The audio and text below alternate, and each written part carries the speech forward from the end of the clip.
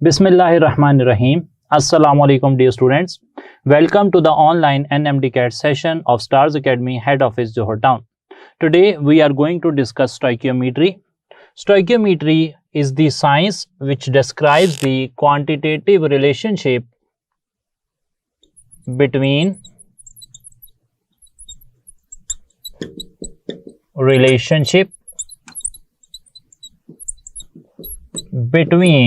reactants and products in a balanced chemical equation.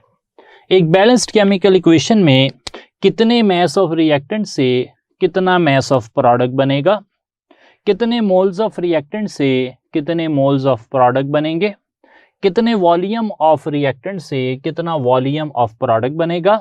अगर हम ये अंदाज़ा लगाना चाह रहे हैं तो हमें स्टडी करनी पड़ेगी स्टोइकियोमेट्री, जो कि जैसा कि मैंने कहा explains the quantitative relationship between reactants and products in a balanced chemical equation.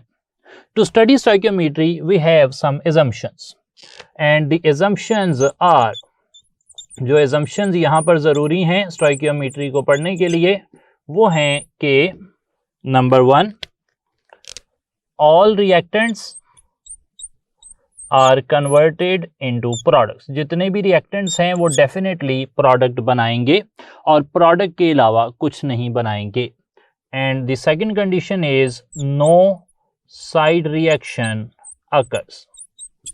तो दो कंडीशंस यहाँ पर ऑब्जर्व होती हैं या दो एजम्पशंस हम मानते हैं स्टोइकियोमेट्री में to explain the quantitative relationship between reactants and products. For example, अगर हम ये कह रहे हैं कि एल्यूमिनियम जो है उसके आपने 4 मोल रिएक्शन में इस्तेमाल किए हैं तो उससे कितना प्रोडक्ट बनेगा. अगर हम ये थ्योरेटिकल अंदाज़ा लगाना चाह रहे हैं तो हमें ये मानना पड़ेगा कि 4 के 4 एल्यूमिनियम जो हैं वो रिएक्शन में हिस्सा ले रहे हैं, वो कोई साइड प्रोडक्ट नहीं बना रहे. तभी हम एक्सप्लेन कर सकते हैं कि अगर आपके पास 4 मोल ऑफ एल्यूमिनियम है, वो रिएक्शन कर रहे हैं ऑक्सीजन से, तो आखिर वो कितना एल्यूमिनियम ऑक्साइड जो है वो बना सकते हैं. अगर हम ये मानेंगे कि all the reactants are completely converted into products and no side reaction occurs, तो फिर हम अज्यूम करके कैलकुलेशन कर सकते हैं. लेकिन हो सकता है एक्चुअल में जब एक्सपेरिमेंट हो तो एल्यूमिनियम जो है वो रिएक्शन के लिए इस्तेमाल ही ना हो, एल्यूमिनियम गिर जाए, एल्यूमिनियम टूट जाए, मतलब वो जो है वो कोई रिएक्शन साइड रिएक्शन में इस्तेमाल हो जाए. एल्यूमिनियम जो है वो आप जब इस्तेमाल कर रहे थे वहाँ पर कोई डेंजरस केमिकल पड़ा हो उससे मिल जाए. तो ये सारी चीज़ें जो हैं आपकी जो एक्चुअल वैल्यू आएगी, जो अब जब आप एक्सपेरिमेंट करेंगे तब जो वैल्यू आएगी उसे अफेक्ट करेंगी. लेकिन जब आप स्टोइकियोमेट्री पढ़ रहे होते हैं तो you assume that all the reactants are completely converted into products. तो आप फाइनलाइज कर सकते हैं कि असल में जो है वो क्या रिलेशनशिप है रिएक्टेंट और प्रोडक्ट के दरमियान. एक और सादी एग्जांपल कर लेते हैं. फॉर एग्जांपल, अगर आप यहाँ मार्केट में कोई भी एक आइटम ऐसे डबल जो आपके पास ब्रेड होती है, ब्रेड जो है इट इज़ अराउंड 120 रुपीज़, जो लार्ज ब्रेड आजकल आ रही है, तो लार्ज ब्रेड 120 रुपीज़ की है. आप घर से निकलते हैं, यू हैव 240 रुपीज़, और फिर आप जो है एक्सपेक्ट कर रहे हैं, यू एक्सपेक्ट आपकी जो स्टोइकियोमेट्री है, आपका रिएक्टेंट है 240 rupees and you want to buy breads, तो most likely you will buy 2 breads. तो वो जो 2 ब्रेड्स आप खरीदेंगे, पैक्स ऑफ ब्रेड जो आप खरीदेंगे, पूरी डबल रोटी खरीदेंगे जिसे कहते हैं, तो वो आप 2 किस बुनियाद पर, आप घर से क्या सोच के निकले हैं, आप 2 खरीदेंगे. आपको 2 का आइडिया कैसे आ गया? इसलिए कि आप अज्यूम कर रहे हैं कि all the reactants will be converted into product, यानी कि आप सारे पैसों से ब्रेड ही खरीदेंगे, नो साइड रिएक्शन अकर्स, आप कोई अपनी इधर उधर की चीज़ जो है वो नहीं खरीदेंगे. तब फिर डेफिनेट होगी आपकी स्टोइकियोमेट्री की आपने रिलेशन बनाया, 240 rupees were given to you and you would definitely buy 2 breads out of this money.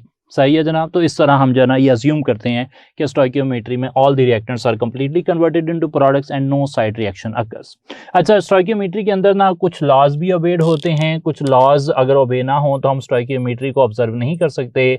तो हम मेंशन कर लेते हैं कि which laws are obeyed during stoichiometric calculations. तो number 1 is law of conservation of mass. Law of conservation of mass जो है वो हमें ये बताता है कि जो रिएक्टेंट्स हैं वो जब रिएक्ट करेंगे तो उनसे जो प्रोडक्ट बनेगा इस होल प्रोसेस के दौरान मास चेंज नहीं होगा. और दूसरा जो है उसे आप कहते हैं लॉ ऑफ डेफिनेट प्रोपोर्शंस. यानी कि जो रिएक्टेंट हैं वो जिस रेशो में उन्हें मिलना चाहिए, फॉर एग्जांपल वाटर बनाने के लिए हाइड्रोजन और ऑक्सीजन 2:1 में मिलते हैं। हाइड्रोजन और ऑक्सीजन देख लें, 2 हाइड्रोजन और 1 ऑक्सीजन मिलकर वाटर बनाते हैं। तो जब स्टोइकियोमेट्री कैलकुलेशंस की जाएंगी तो we believe that law of definite proportions is obeyed, यानी कि हाइड्रोजन और ऑक्सीजन जिस रेशो में मिलने चाहिए पानी बनाने के लिए उसी में मिलेंगे, उससे ज़्यादा या कम, यानी कि 2 हाइड्रोजन्स 2 ऑक्सीजन्स, ये कम्बिनेशन नहीं होगा, 2 हाइड्रोजन 1 ऑक्सीजन से ही मिलेंगे। अच्छा, स्टोइकियोमेट्री के नतीजे में हमने कहा कि हम कुछ फ़ायदे हासिल कर सकते हैं। एक, रिएक्टेंट का मैस दिया हो, प्रोडक्ट का मैस निकाल सकते हैं, मैस से मोल निकाल सकते हैं, मैस से वॉल्यूम निकाल सकते हैं, एटसेट्रा। तो अब स्टोइकियोमेट्री के अंदर 3 बेसिक जो हैं वो रिलेशंस हम डेवलप करते हैं और उन 3 रिलेशंस के नाम क्या हैं उन पर हम बात करने लगे हैं। साथ मैंने ये किया है कि हर एक रिलेशन के लिए एक रिप्रेजेंटेटिव एग्जांपल जो है वो मैं खुद यहाँ पर सॉल्व कर दूंगा और उसके बाद फिर बाकी जो है हम एग्जांपल्स की फॉर्म में आपसे डिस्कस कर लेंगे। तो पहला रिलेशन स्टोइकियोमेट्री से जो हम स्टडी करते हैं वो है mass relationship. It means that you are provided with mass of one substance and you are asked to find out the amount of another substance. एक चीज़ की अमाउंट दी गई होगी, दूसरी चीज़ का मैस निकालना होगा। तो इसके लिए एक क्वेश्चन जो है वो हम डिवाइस करते हैं and the question states like this: 27 gram of aluminum will react exactly with how much mass of oxygen? ये आपको एक सवाल जो है वो दिया गया है। अब हम इसमें मैस रिलेशनशिप देखते हैं। हमें mass of one substance aluminium दिया गया है, mass of another substance oxygen पूछा गया है। Stoichiometry deals with the quantitative relationship in a balanced chemical equation, so always whenever you are provided with a stoichiometric question, do write a balanced chemical equation. So balanced chemical equation in this case would be 4Al plus 3O2 gives us 2Al2O3. Okay, सही हो गई थी बात। अच्छा, अब यहाँ पर हमने करना यह है कि एक चीज़ आपको नोन है और एक चीज़ अननोन है। ये बड़ी इंपॉर्टेंट बात है, इस पर आपने सबसे ज़्यादा फोकस करना है और असल में यही वो बात है जिसे हम तमाम तरह स्टोइकियोमेट्रिक कैलकुलेशंस में इस्तेमाल करेंगे। नोन,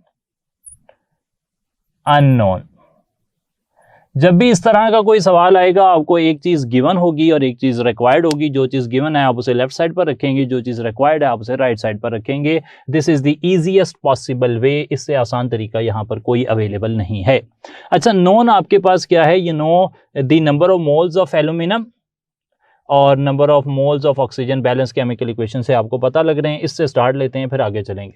नोन क्या है कि 4 moles of aluminium, 4 moles of aluminium. Known हमारे पास एल्यूमिनियम है, याद रखने के लिए यहाँ लिख देता हूँ, और रिक्वायर्ड हमें ऑक्सीजन है, वो यहाँ पे लिख देता हूँ। नोन है 4 मोल्स एल्यूमिनियम के और they react with 3 moles of oxygen.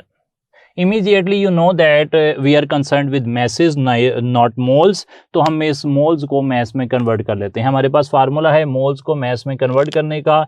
अगर हम moles multiplied by molar mass कर दें तो ये मैस आ जाएगा, ये आ गया एल्यूमिनियम के लिए, और moles multiplied by molar mass कर दें तो ये मैस आ जाएगा ऑक्सीजन के लिए। यानी कि इसका मतलब है 4 मोल्स का मतलब है 108 ग्राम अगर एल्यूमिनियम हो तो वो 96 ग्राम ऑक्सीजन से रिएक्ट करती है। सही है जनाब। अब हमने करना यह है कि हम इस इक्वेशन को 108 सामने ले जाकर मल्टीप्लाई कर देते हैं, डिवाइड कर देते हैं। यहाँ पर कुछ नहीं बचेगा, जहाँ पर कुछ ना हो वहाँ पर 1 ग्राम आ जाता है, ये हो जाएगा 96/108। ठीक है जनाब। अब हमें जो गिवन क्वेश्चन है हमारा उसमें क्या पूछा गया है? It says that 27 gram of aluminium कितनी अमाउंट से रिएक्ट करेंगे। तो अब मैं लेफ्ट साइड पर इक्वेशन को 27 से मल्टीप्लाई करता हूँ। इक्वेशन में लेफ्ट साइड पर अगर कोई प्रोसेस कैरी किया जाए तो राइट साइड पर भी वही प्रोसेस कैरी करना पड़ता है, ये मैथ का रूल है जी। तो मैं यहाँ पर 27 से मल्टीप्लाई कर रहा हूँ। लेफ्ट साइड पर 27 ग्राम ऑफ एल्यूमिनियम आ जाएंगे राइट साइड पर भी 27 से मल्टीप्लाई कर रहा हूं तो यहाँ पर 27 आ जाएंगे। ओके, अब सिंपल कैलकुलेशन है जी, मैं हल कर देता हूं आपके लिए। 27 1s आर 27, 27 4s आर 108। आप कर भी देख सकते हैं, जो ऐसा ही ये आ जाएगा।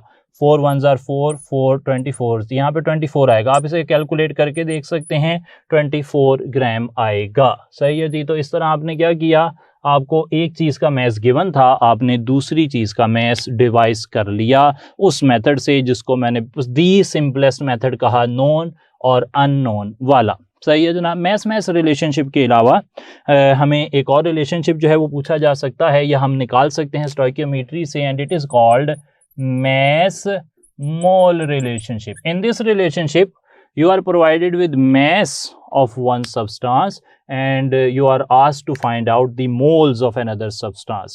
एक चीज़ का mass दिया गया होगा और एक चीज़ के मोल पूछे गए होंगे, या मोल जो है वो दिए गए होंगे और mass पूछा गया होगा, मतलब कोई भी अल्टरनेटली जो है वो ऑप्शन हो सकता है। ठीक है जनाब। तो यहाँ पर हम एक क्वेश्चन लिखते हैं और क्वेश्चन जो है वो ये पूछा जा रहा है कि how many moles of carbon dioxide contain 8 gram oxygen. Okay जी, मोल्स ऑफ कार्बन डाइऑक्साइड हमें पूछे गए हैं जिसमें 8 ग्राम ऑक्सीजन हो। एक चीज नोन होगी, एक चीज अननोन होगी। यहां पर नोन क्या है, मैस ऑफ ऑक्सीजन, अननोन क्या है, मोल्स ऑफ कार्बन डाइऑक्साइड। तो मैं हेडिंग बना लेता हूं नोन और उसे कंपेयर कर लेता हूं अननोन से। अच्छा, नोन क्या है मेरे पास, नोन है कि कार्बन डाइऑक्साइड का कंपैरिजन बनाएंगे, नोन पता लग जाएगा। कार्बन डाइऑक्साइड का 1 मोल अगर आपके पास हो तो उसके अंदर 12 ग्राम होते हैं कार्बन और 32 ग्राम होते हैं ऑक्सीजन। होपफुली आपको ये आइडिया क्लियर है कि एक कार्बन डाइऑक्साइड में एक कार्बन का एटम है, 2 ऑक्सीजन के एटम हैं। ऑक्सीजन का मैस एक एटम का 16 होता है, तो 2 एटम्स का हो गया 32। क्लियर हो गई जी बात। तो अब यहाँ पर हमारे पास नोन क्या है कि अगर आपके पास 32 ग्राम ऑक्सीजन है, 32 ग्राम ऑक्सीजन है, तो वो मौजूद होते हैं 1 मोल ऑफ कार्बन डाइऑक्साइड में। फेयर इनफ जी, बिल्कुल क्लियर है।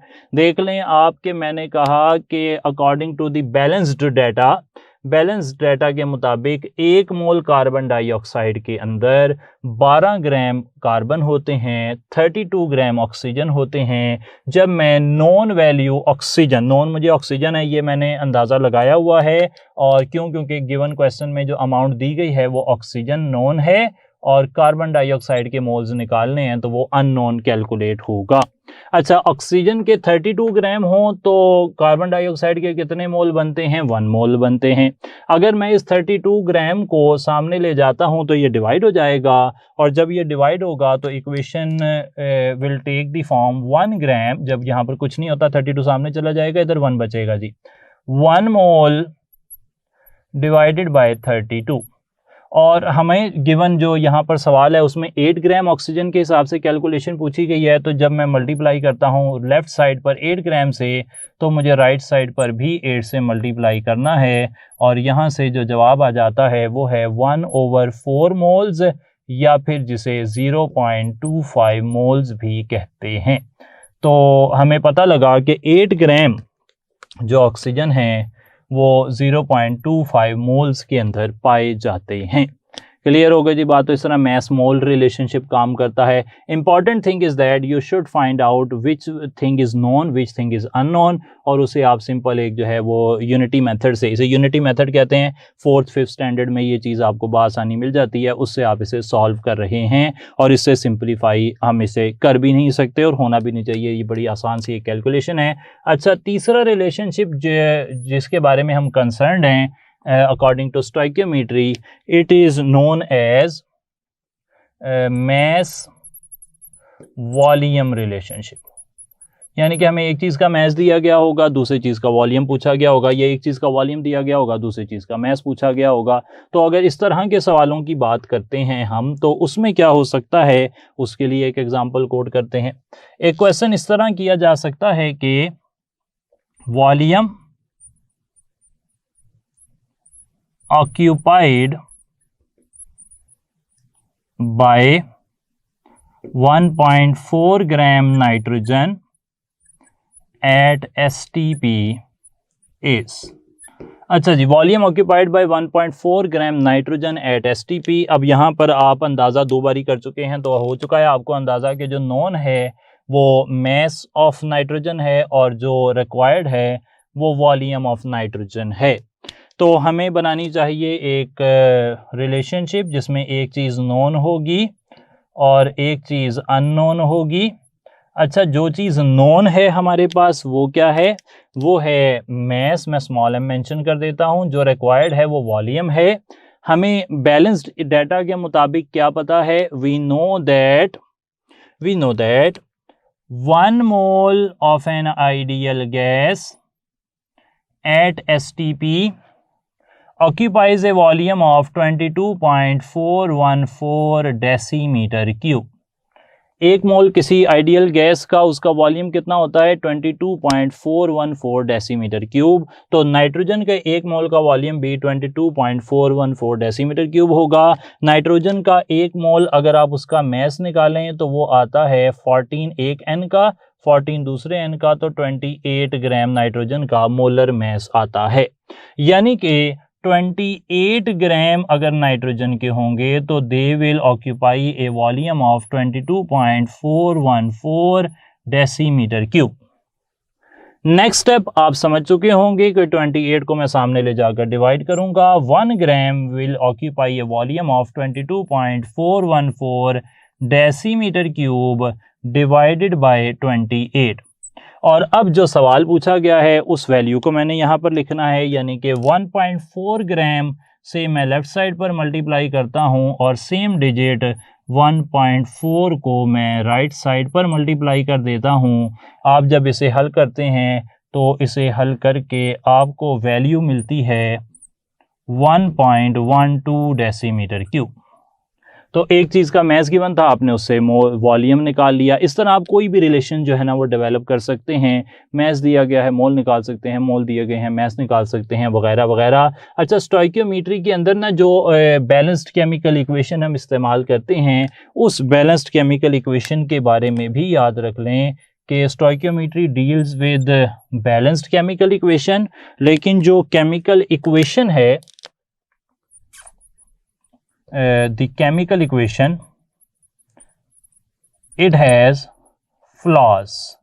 इसमें कुछ खराबियां होती हैं और वो खराबियां ये हैं कि केमिकल इक्वेशन जो होती है it does not tell us about the rate of reaction or enthalpy of reaction or mechanism of reaction। Mechanism of reaction भी इससे पता नहीं लगता। और केमिकल रिएक्शन जो इक्वेशन है, it can be written for reaction not possible practically. एक ऐसा रिएक्शन जो प्रैक्टिकली पॉसिबल नहीं है, आप उसके लिए भी केमिकल इक्वेशन लिख सकते हैं। ये कुछ ड्रॉबैक्स हैं, ख़राबियां हैं केमिकल इक्वेशन की, जनरली पता होनी चाहिए। एक बात याद रहे कि कुछ लोग ऐसा सोच सकते हैं कि केमिकल इक्वेशन जो है वो एंथैल्पी को तो शो करती है, लाइक थर्मोकेमिस्ट्री में तो उसे थर्मोकेमिकल इक्वेशन कहते हैं। थर्मोकेमिकल इक्वेशन में जो टेम्परेचर वाला फैक्टर और जो फिजिकल स्टेट्स ऑफ रिएक्टेंट्स हैं और जो एंथैल्पी है उसे ऐड किया जाता है। एक सिंपल केमिकल इक्वेशन जो है वो हीट चेंजेस को इन्वॉल्व नहीं करती। फॉर एग्जांपल आप यहाँ पे देख लें, एल्यूमिनियम ऑक्साइड बना रहा है, it is a chemical equation, इसमें कोई टेम्परेचर वगैरह की बात नहीं हुई है। तो ये हो गई जी बात हमारी स्टोइकियोमेट्री की। अब कुछ बातें हम कर लेते हैं लिमिटिंग रिएक्टेंट, उसको फाइंड करने का भी एक तरीका पहले देखेंगे और फिर यील्ड, फिर आ जाएंगे कुछ MCQs की तरफ। लिमिटिंग रिएक्टेंट, लिमिटिंग रिएक्टेंट जैसा कि नाम से जाहिर है कि एक ऐसा रिएक्टेंट होता है विच controls the amount of product formed in a chemical reaction. तो ये इसकी सबसे अच्छी इंडिकेशन भी है। Limiting reactant is the reactant that controls amount of product. Usually it has been observed that limiting reactant controls the amount of product by being consumed earlier। तो असल में केमिकल रिएक्शन के अंदर आप जब रिएक्टेंट्स रखते हैं रिएक्शन करवाने के लिए, you add them in A reaction mixture, तो कोई रिएक्टेंट ऐसा हो सकता है which is consumed earlier in a chemical reaction. तो जब वो अर्लियर ख़त्म हो जाता है, जल्दी ख़त्म हो जाता है, तो उसके ख़त्म होने के बाद फिर रिएक्शन फर्दर कंटिन्यू नहीं कर सकता और जितना प्रोडक्ट उस वक्त तक बना होता है वही प्रोडक्ट बना रहता है, फिर फर्दर प्रोडक्ट बनने का कोई भी रास्ता नहीं होता। सो कंसिडर द एग्जांपल कि आपके पास टायर्स हैं और आपके पास इंजन्स हैं और आप उनसे गाड़ी जो है बनाना चाह रहे हैं, और आपके पास हैं देयर आर 7 टायर्स और आपके पास 2 इंजन्स हैं। आप एक इंजन इस्तेमाल करते हैं, उसमें 4 टायर लगाते हैं, आप एक गाड़ी बना लेते हैं।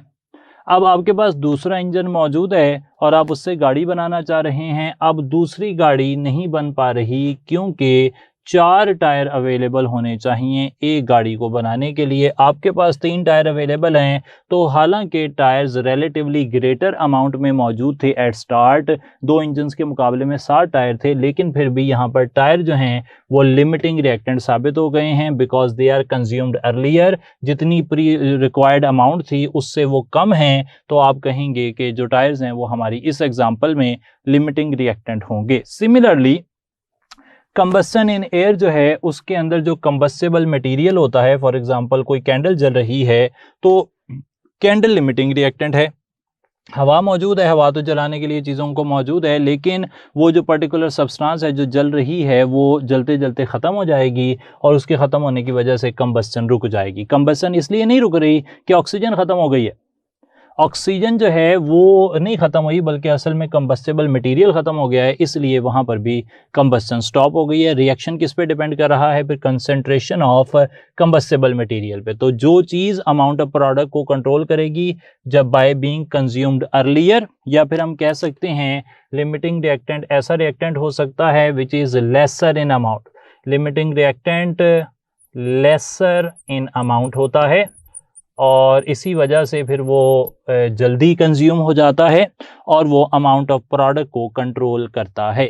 Usually it has been observed, important बात ये है कि यूजुअली हम जो चीपर रिएक्टेंट होता है वो हम ले लेते हैं एज एक्सेस रिएक्टेंट, और जो एक्सपेंसिव रिएक्टेंट होता है हम उसे इस्तेमाल करते हैं एज लिमिटिंग रिएक्टेंट। तो जो एक्सपेंसिव रिएक्टेंट होगा हमारे पास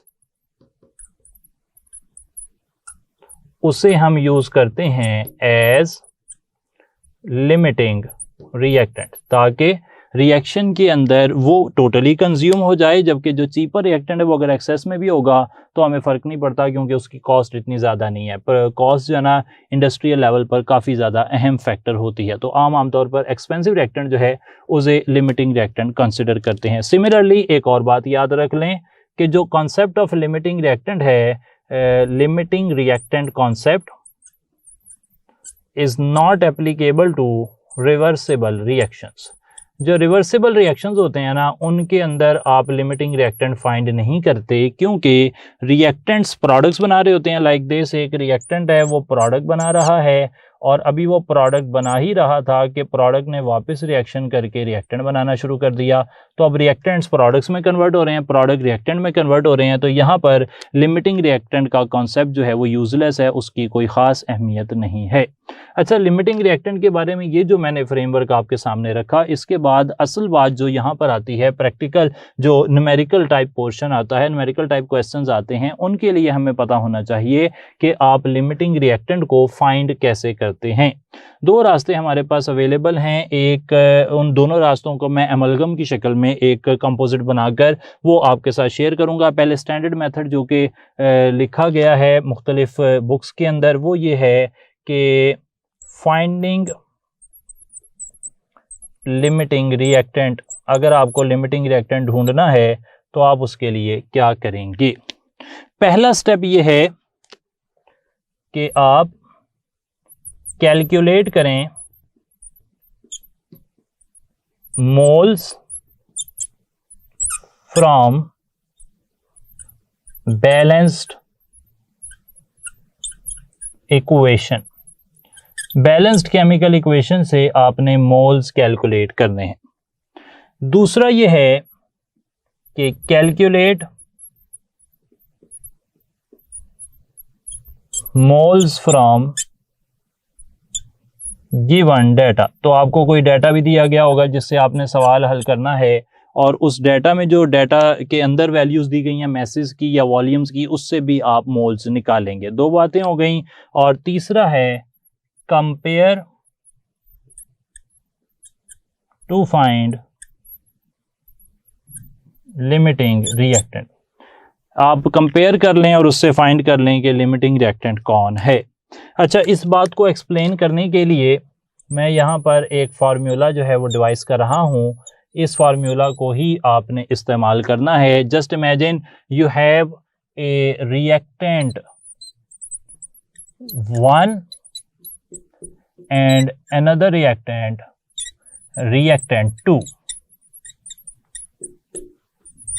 दो रिएक्टेंट हैं, एक रिएक्टेंट है रिएक्टेंट 1 और एक रिएक्टेंट है रिएक्टेंट 2। आपको उनमें से पता करना है कि कौन लिमिटिंग रिएक्टेंट है। तो तरीका ये होगा कि आपको क्वेश्चन के अंदर दोनों का मैस गिवन होगा, आप उस मैस गिवन को ऊपर रख दें, दूसरे का भी मैस गिवन ऊपर रख दें, इसको डिवाइड कर दें मैस फ्रॉम बैलेंस्ड इक्वेशन से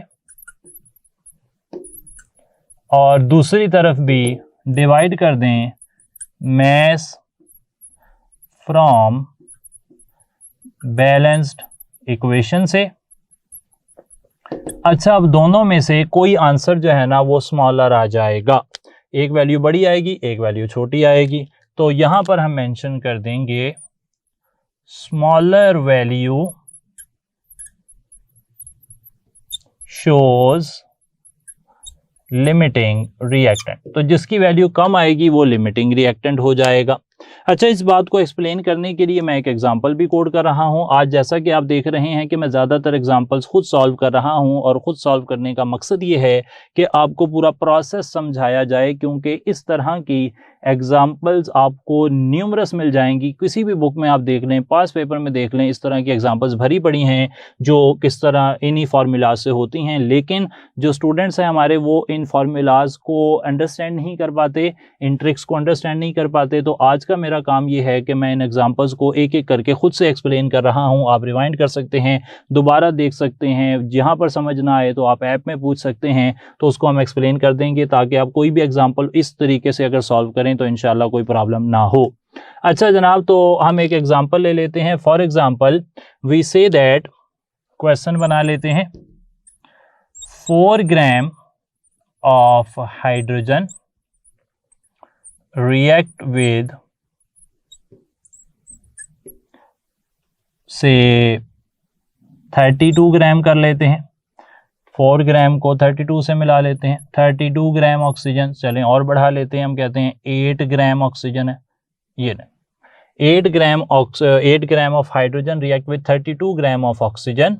अब सवाल ये है कि which of these is the limiting reactant. अच्छा, 8 ग्राम हाइड्रोजन है, वो 32 ग्राम ऑक्सीजन से मिल रही है। आपने बताना है कि इन दोनों में से लिमिटिंग रिएक्टेंट कौन है। 4 ऑप्शन कोई भी बनाए जा सकते हैं, say hydrogen is the limiting reactant, oxygen is the limiting reactant, both are limiting reactant, there is no limiting reactant. तो कुछ भी ऑप्शन बन सकते हैं। तो फिलहाल जो पॉइंट है वो इस फार्मूला को अप्लाई करने का तरीका देखना है। अब आप क्या करेंगे, आप कहेंगे कि रिएक्टेंट 1 और रिएक्टेंट 2 को बैलेंस केमिकल इक्वेशन से रिलेट करूं, तो मुझे पता लगता है कि 2 हाइड्रोजन जो हैं वो ऑक्सीजन से मिलते हैं 1 से और बना देते हैं 2 वाटर मॉलिक्यूल्स, 2 वाटर मॉलिक्यूल्स बना देते हैं। ओके, अब मैं रिएक्टेंट 1 कह देता हूं हाइड्रोजन को और रिएक्टेंट 2 कह देता हूं ऑक्सीजन को। अब मुझे दोनों के मैसेज गिवन है, ये देखें मैसेज गिवन है 8 ग्राम और 32 ग्राम। मैं कहता हूं हाइड्रोजन का मैस गिवन है 8 ग्राम और ऑक्सीजन का मैस गिवन है 32 ग्राम। ठीक हो गई जी बात, जो गिवन है वो मैंने लिख दिया।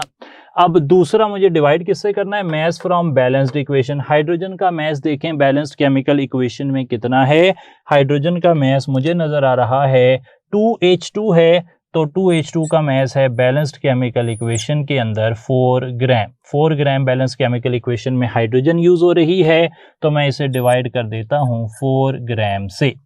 इसी तरीके से ऑक्सीजन एक मॉलिक्यूल इस्तेमाल हुआ है, एक ऑक्सीजन के मॉलिक्यूल का मैस होता है 32 ग्राम, तो ऑक्सीजन के एक मॉलिक्यूल का मैस होता है 32 ग्राम, यानी कि मुझे ऑक्सीजन का मैस जो बैलेंस केमिकल इक्वेशन से मिल रहा है वो 32 ग्राम है। अब मैं इसे हल करता हूं और यहाँ पर हल करके मुझे हाइड्रोजन की वैल्यू मिलती है 2 और ऑक्सीजन की वैल्यू मिलती है 1।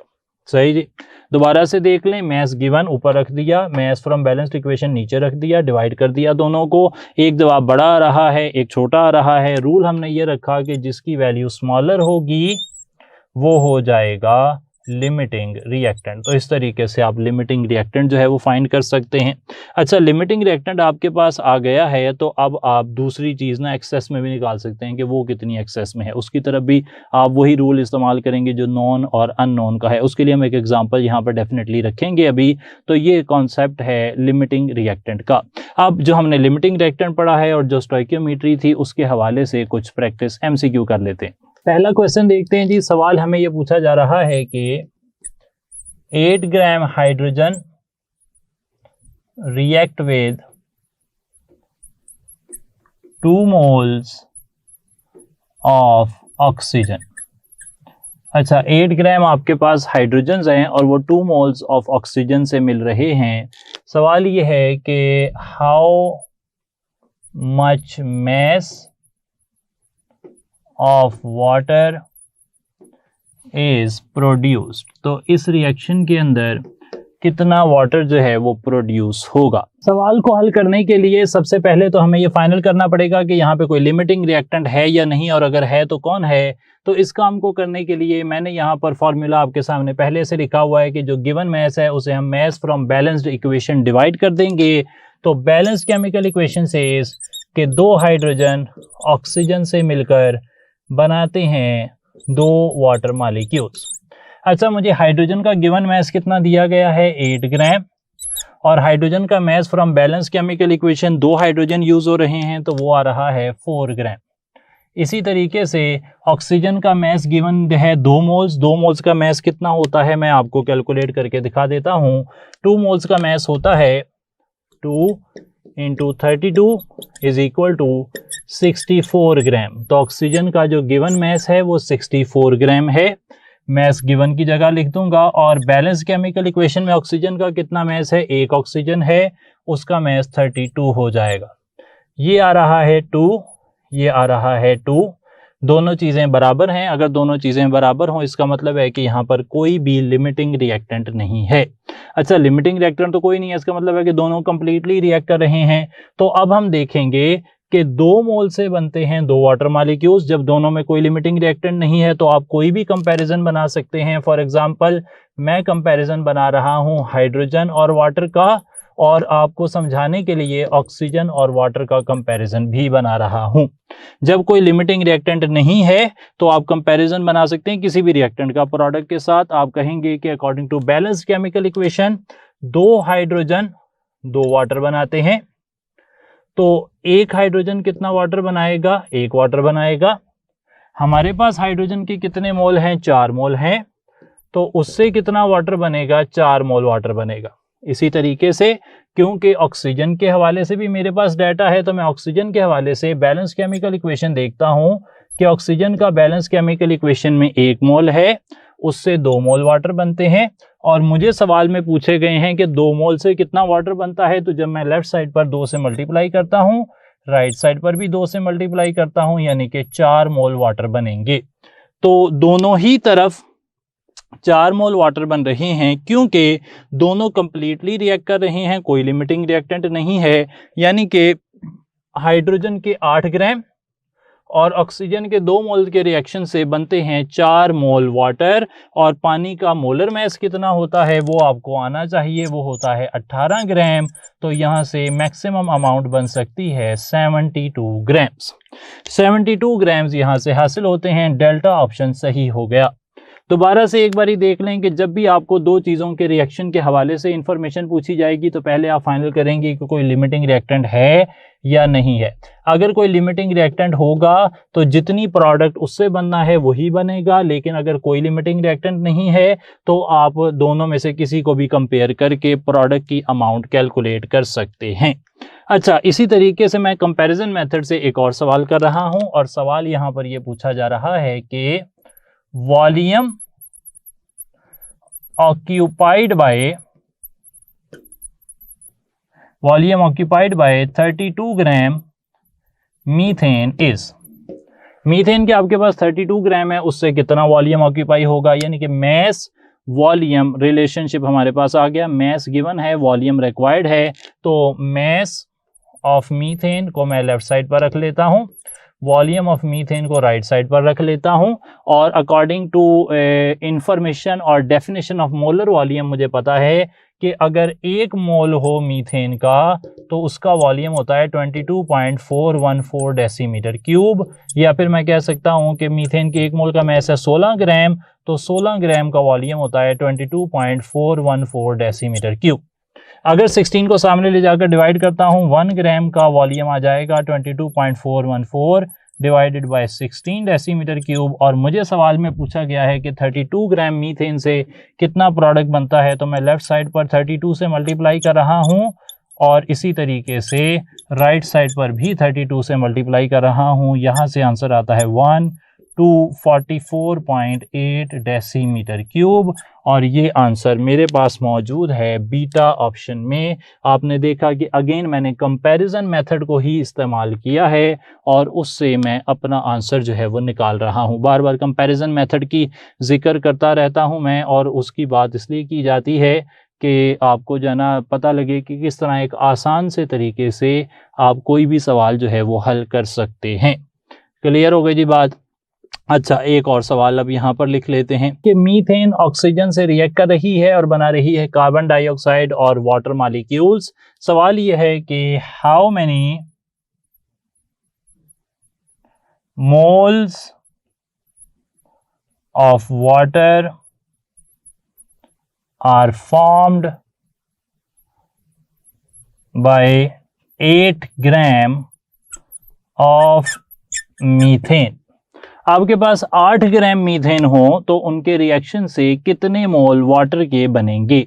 तो एक चीज़ गिवन है आपके पास, वो है मैस ऑफ मीथेन, और एक चीज़ आपको रिक्वायर्ड है वो है मोल्स ऑफ वाटर। तो पहला कंपैरिजन आप करेंगे बैलेंस केमिकल इक्वेशन से, जिसके मुताबिक अगर आपके पास 1 मोल हो मीथेन का तो उससे बनते हैं कितने मोल्स ऑफ वाटर, उससे बनते हैं 2 मोल्स ऑफ वाटर। फिर 1 मोल का आप मैस निकाल लेंगे क्योंकि आपको गिवन डाटा में मीथेन का मैस दिया गया है, यानी कि 16 ग्राम अगर मीथेन हो तो उससे बनेंगे 2 moles of water.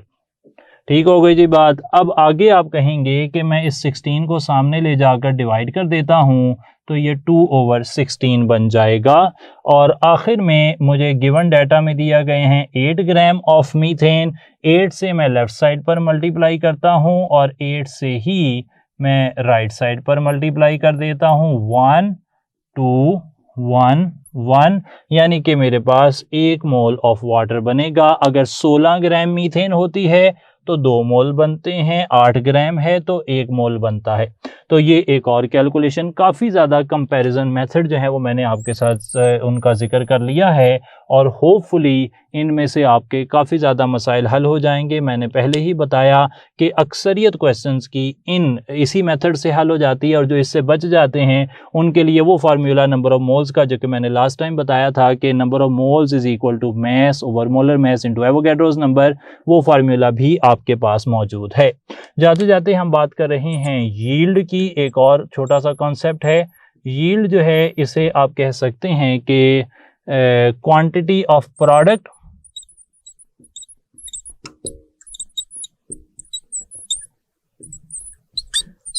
obtained in a chemical reaction। एक केमिकल रिएक्शन में जो प्रोडक्ट की मिकदार बन रही है उसे आप यील्ड कहते हैं। यील्ड दो टाइप की हो सकती है, एक को आप कहते हैं थियोरेटिकल यील्ड और एक को आप कहते हैं एक्चुअल यील्ड। अच्छा, थ्योरेटिकल यील्ड जो होती है ना, ये होती है मैक्सिमम अमाउंट ऑफ प्रोडक्ट, ये ना मैक्सिमम अमाउंट ऑफ प्रोडक्ट होती है और ये कैलकुलेट की जाती है फ्रॉम बैलेंस्ड इक्वेशन। सही है जी, इसमें कोई तजर्बा नहीं किया जाता, इसमें सिर्फ आप बैलेंस केमिकल इक्वेशन से वैल्यू निकाल लेते हैं। इसके मुकाबले में जो एक्चुअल यील्ड है ये निकाली जाती है एक्सपेरिमेंटली।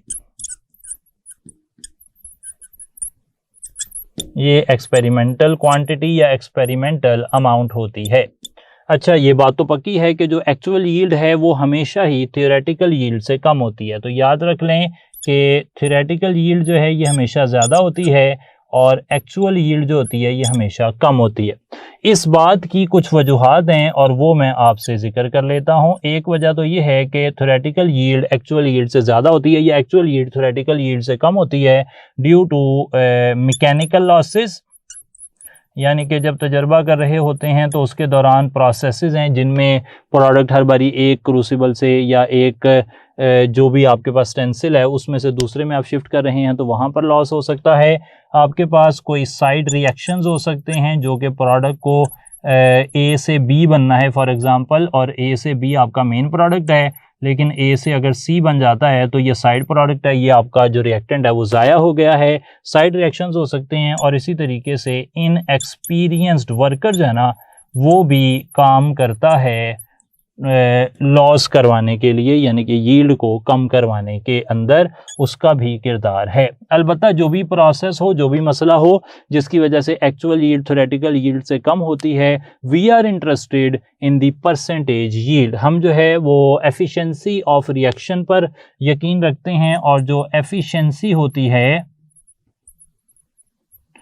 ऑफ रिएक्शन इसे आप मेंशन करते हैं परसेंटेज यील्ड, और परसेंटेज यील्ड इक्वल होती है actual yield over theoretical yield multiplied by 100 के। एक्चुअल यील्ड जो है वो आप एक्सपेरिमेंट से निकालते हैं, जबकि theoretical yield balanced chemical equation से निकाली जाती है। फॉर एग्जांपल हम ऐसे मिसाल दे सकते हैं कि आपके पास 2 हाइड्रोजन हैं, एक ऑक्सीजन से मिल रहे हैं, बना रहे हैं 2 वाटर मॉलिक्यूल। तो इस रिएक्शन के अंदर जो थ्योरेटिकल यील्ड होगी हमारी वाटर की, इस रिएक्शन के अंदर 2 मोल ऑफ हाइड्रोजन और 1 मोल ऑफ ऑक्सीजन के लिए वो है 36 ग्राम, यानी कि अगर 2 mole of hydrogen 1 mole oxygen से मिलें तो 36 ग्राम वाटर बन सकता है। ये हमारी थ्योरेटिकल यील्ड है। जस्ट इमेजिन, मैं आपको इन्फॉर्मेशन देता हूं कि यहाँ पर जो एक्चुअल यील्ड है वो 18 ग्राम है और आपसे कहा जाता है कि आप परसेंटेज यील्ड निकालें, तो क्या फार्मूला आप लगाएंगे? एक्चुअल यील्ड को ऊपर रख देंगे, थ्योरेटिकल यील्ड को नीचे रख देंगे, 100 से मल्टीप्लाई करेंगे, आप कहेंगे कि यहाँ पे जो यील्ड आ रही है वो 50% है, यानी कि इस रिएक्शन की परसेंटेज यील्ड या एफिशिएंसी ऑफ रिएक्शन 50% है। इस तरह का ही सवाल आपको कोई पूछा जा सकता है और कल जो हमारा टेस्ट की डिस्कशन होगी आप देखेंगे कि आपको उसमें इसी तरह के सवाल पूछे जाएंगे जिनको आप हल करेंगे। तो टिल देन अपना ख्याल रखें जी। Thank you so much. अस्सलाम वालेकुम।